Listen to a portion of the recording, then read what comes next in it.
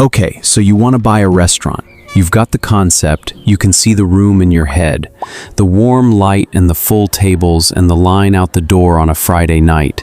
And somewhere in the back of your mind, there's a voice you've heard your whole life that says 9 out of 10 restaurants fail in the first year. So this is madness. And I want to start by telling you that voice is wrong. It's a myth. It came from a television commercial in 2003 with no data behind it, and the actual first-year failure rate sits somewhere around 14 to 17%, which means the overwhelming majority of restaurants that open this year will still be open next year. So that's the good news, and I led with it on purpose, because the real story is so much more unnerving than most restaurants fail fast. Most restaurants don't fail fast. They bleed slowly over 3 and 4 and 5 years, and by the time the owner finally admits it's over, they've usually poured in their savings, their house, and a decade of 80-hour weeks chasing a number that was quietly impossible from the day they signed the lease. Because here's the thing about a restaurant that nobody puts on the pitch. A healthy, well-run, full-service restaurant keeps somewhere between 3 and 5 cents of every single dollar that walks through the door. Everything else, and I mean nearly everything, is already spoken for. By the time we're done here, you're going to understand where those 95 cents actually go before you ever see a dime. Why a packed dining room on a Saturday night can quietly be losing you money.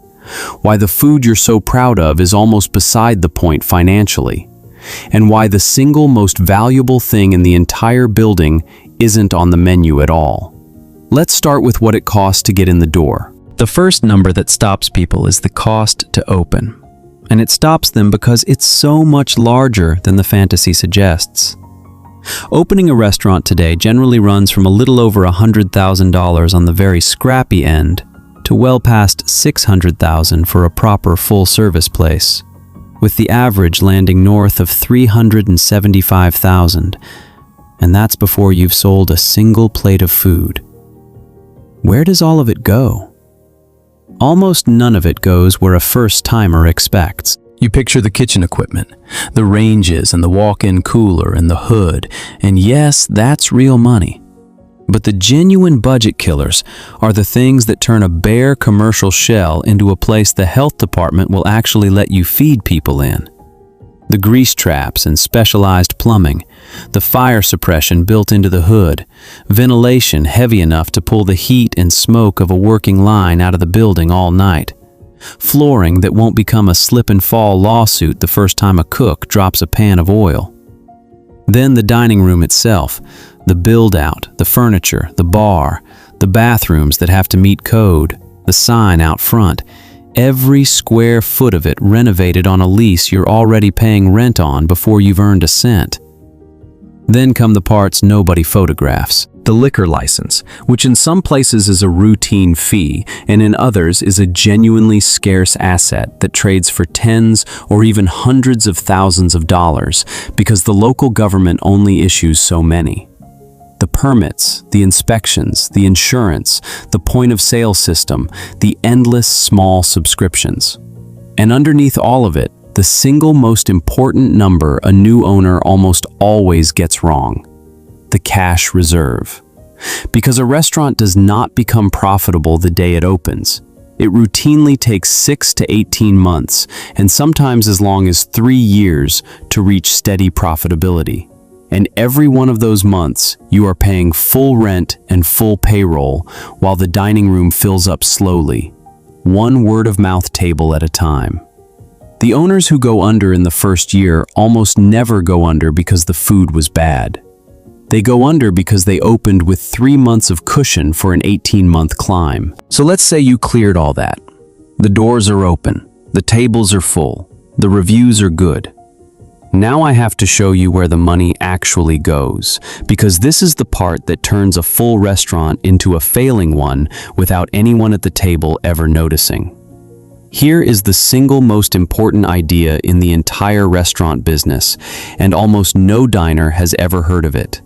It's called prime cost, and it is the number that quietly decides whether you live or die. Prime cost is just two things added together: everything you spend on food and drink, and everything you spend on labor. The cost of the stuff and the cost of the people who turn the stuff into a meal and carry it to the table. And in a full-service restaurant, those two numbers together typically eat somewhere between 55 and 65% of every dollar of revenue. Food alone runs around a third of sales. Labor runs another third. Put them together, and before you have paid 1 cent of rent, 1 cent of electricity, 1 cent for the gas that runs the stove or the soap in the bathroom or the insurance or the accountant or the sign out front, roughly 2/3 of your money is already gone. Sit with that for a second, because it reframes everything. When prime cost drifts above 65%, and it drifts up constantly because food prices climb and wages climb and neither one asks your permission, the thin sliver of margin left over to cover all your other costs and pay yourself simply collapses toward nothing.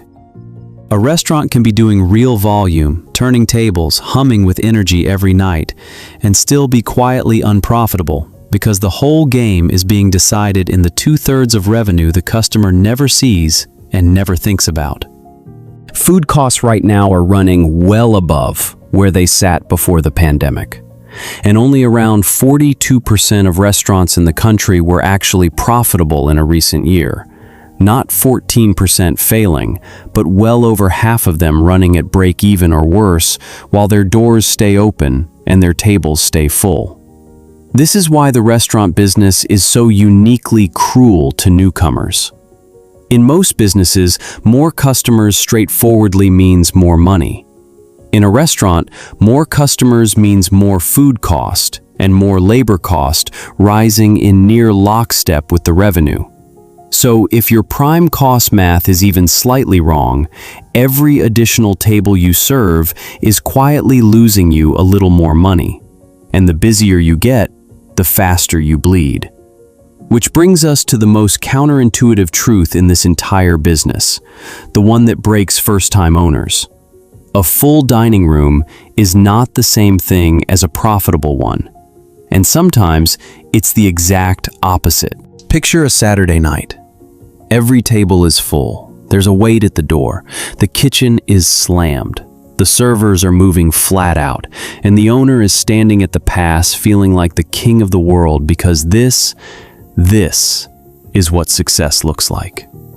And it might be. Or the owner might be losing money on nearly every table in the room and have absolutely no idea.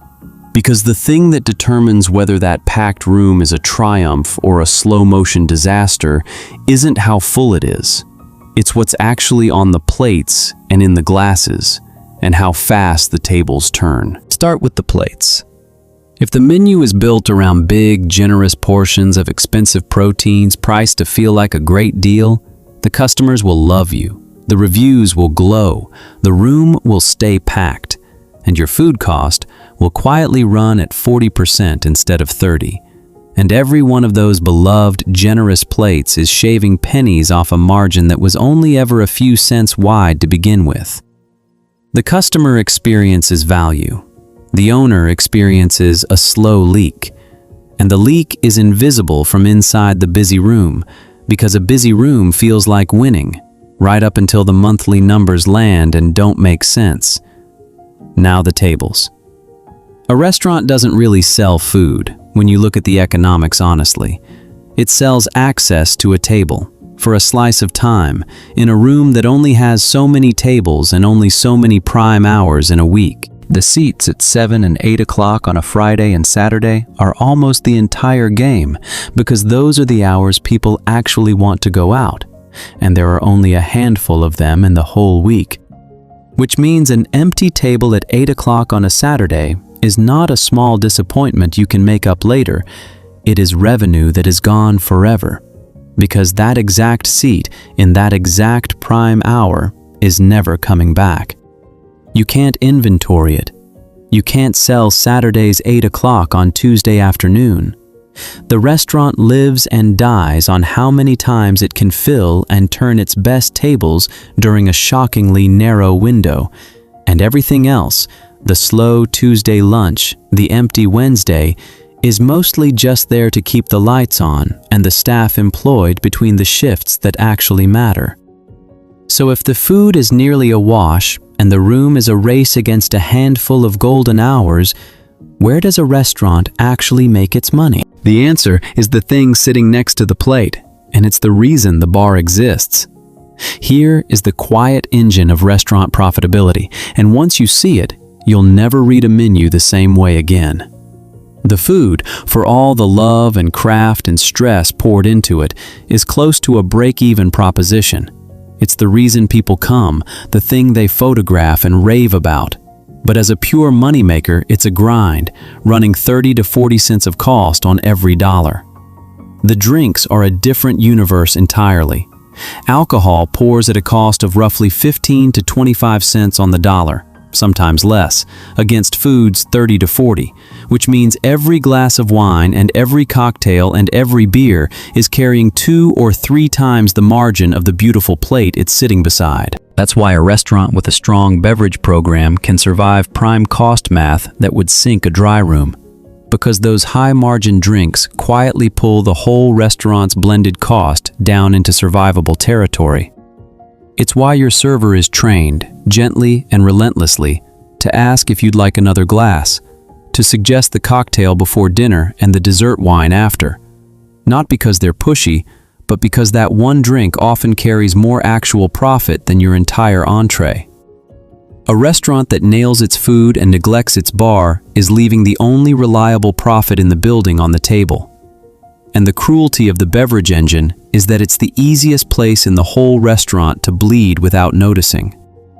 A bar running just a few points of variance, the polite industry word for the gap between what should have been poured and what actually got poured, whether through overpouring, spillage, comped drinks, or the bartender simply giving rounds to friends, can quietly hemorrhage tens of thousands of dollars a year. And because beverage margins are so high, every dollar lost there hurts far more than a dollar lost anywhere else. The profit in a restaurant lives in the glass, which means the theft in a restaurant lives there too. And a first-time owner who watches the food like a hawk and trusts the bar on faith has left the vault door standing wide open. Which brings us to the other place the money quietly disappears, and it's the one every new owner underestimates, because it walks in the door smiling every morning. Labor is 1/2 of your prime cost, a full third of your revenue on its own, and it's the most emotionally complicated expense in the building, because it isn't a number on an invoice. It's people, with lives and rent and bad days, and you need them desperately, and you can't quite afford them, all at the same time. The restaurant industry runs one of the highest staff turnover rates of any industry in the economy, well north of 70% a year, which means that over the course of a single year, you will effectively replace most of your entire staff. And every replacement costs you: the hiring, the training, the mistakes a new server makes while learning your floor, the slower service and the softer experience while they find their feet. You're running a small perpetual training academy you never wanted to open, bleeding time and money into it every month just to stand still. And you can't simply cut your way out of it, because the moment you understaff a shift to save on labor, the service slows, the tables turn more slowly during those precious golden hours, the reviews start mentioning the wait, and you've traded a small labor saving for a revenue loss that's larger and much harder to see. So you're threading a needle every single week.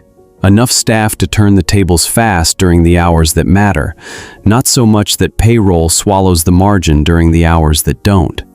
All while the people you've carefully trained keep walking out the door to the restaurant down the street paying $1 more an hour. This is the grind the fantasy version of restaurant ownership never mentions, the one that has nothing to do with food or passion or the warm light in the dining room, and it never, ever stops. Now let me put a full year together, because the gap between the two ways this ends is smaller than you'd ever believe. In the good version, you price the menu with cold discipline instead of generosity, so your food cost holds around 30% even though it hurt to charge what you charged.